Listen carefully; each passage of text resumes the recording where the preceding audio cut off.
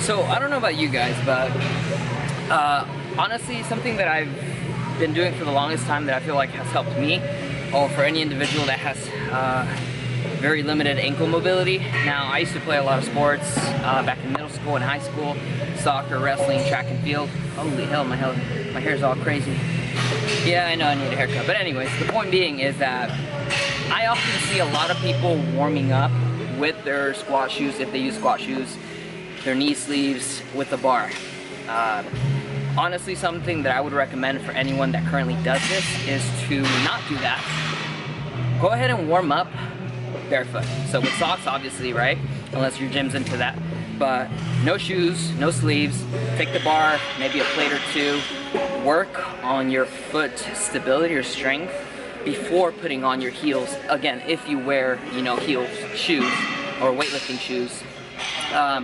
And I think you might find that it's going to help you develop a better awareness of basically your foundation to the squat, which is your feet, right? Very neglected, very overlooked, unfortunately. And I think you'll find again that it's going to help you become more aware of your foundation of the squat, which will in turn, hopefully over time, help you become more efficient with your squat in general and helping you become stronger. So this is actually my first warm-up set with the low bar. So competition, I squat low bar, and up until this point I have been squatting high bar and predominantly focusing again on foot stability. That's a lot of rambling, but yeah, give it a shot. Let me know what you think.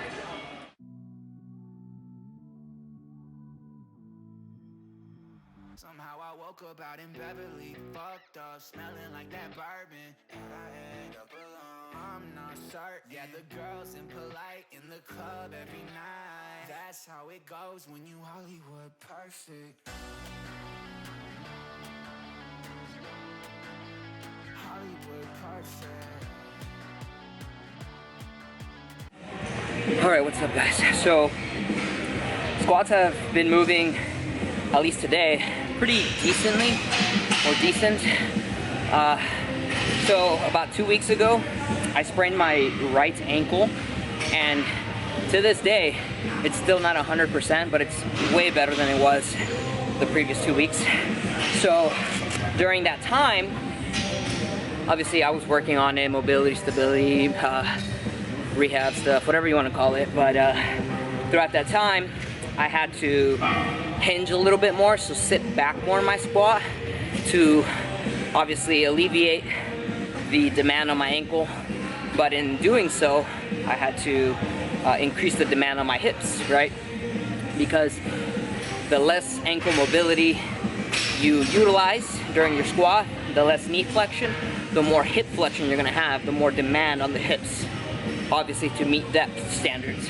So for those 2 weeks, I was squatting a little bit more with sit back pattern versus a sit down, which is what I typically do. And I'm kind of still struggling with it because for the 2 weeks that I was doing that, I kind of picked it up pretty fast. So now that I'm going back to sitting down and trying to use more knee flexion into my squat, it's a little awkward. I'm not used to it, but I have faith that within another week or so, I should be good to go. The movement itself should feel a lot more fluid. But until then, we're gonna keep things where they need to be RPE wise and just focus on the day-to-day metrics. So I've got one more back down set for my fourth and final back down set of 5. And then we've got a decent amount of supplemental work. So it should be interesting.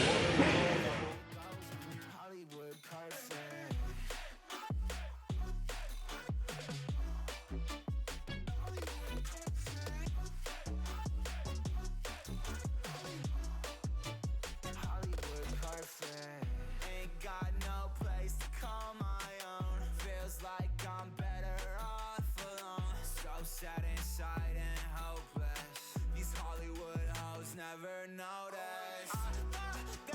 Can't get back up. Girl, I miss you. Can't get back up. Girl, I miss you. Somehow I woke up out in Beverly, fucked up, smelling like that bourbon, and I end up alone. I'm not certain. Yeah, the girls impolite in the club it goes when you Hollywood perfect.